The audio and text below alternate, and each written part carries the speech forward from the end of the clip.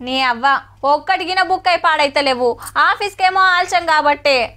అబ్బా బస్సుకొస్తే ఎన్నడొస్తావురా, సాపుడు కాకుండా bike book చేసుకోక.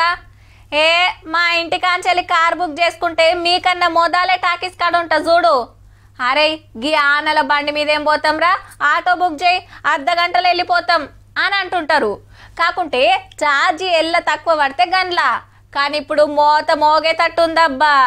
క్యాబ్లో తిరిగేటోళ్ళు క్యాషింగ్ కింద ఎక్కువ పెట్టుకోవాలి. ఇక పీక్ అవర్స్ లో ఛార్జీలు పెంచుకోవడానికి ఫుల్ పర్మిషన్ ఇచ్చిండ్రు మరి సెంటర్ వాళ్ళు.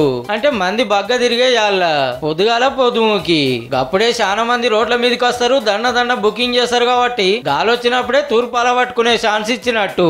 దూరాన్ని బట్టి గుంజుడిగా. కాకుంటే 3 కిలోమీటర్ల లోపల ఉంటే పాత రేటే. ఓలా, ఊబర్, ర్యాపిడో వంటి పెట్టిన వాళ్ళకి ఇక పడతలు మంచిగానే పడతాయి అన్నట్టు.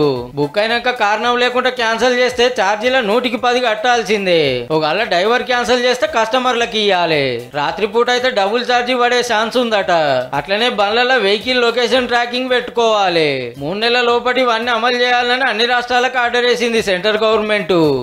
ఇక డ్రైవర్లకు పైసలు అనుకునేరు, అవన్నీ ఆఫీస్ నుండి యాపులు నడిపేటోళ్ళకే పోతాయి. ఇంత ఛార్జీ వసూలు అయితే అందులోకెళ్ళి కొంత అని ఇళ్ళకి ఇస్తారు గంతే.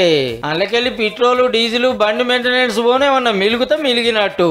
ఇట్లా కాకుండా అంత దూరానికి ఇంత ఛార్జీ, అందులోకెళ్ళి గిన్ని పైసలు బండ్లకి ఇవ్వాల్సిందే అనే రూల్ ఉంటే బాగుండే.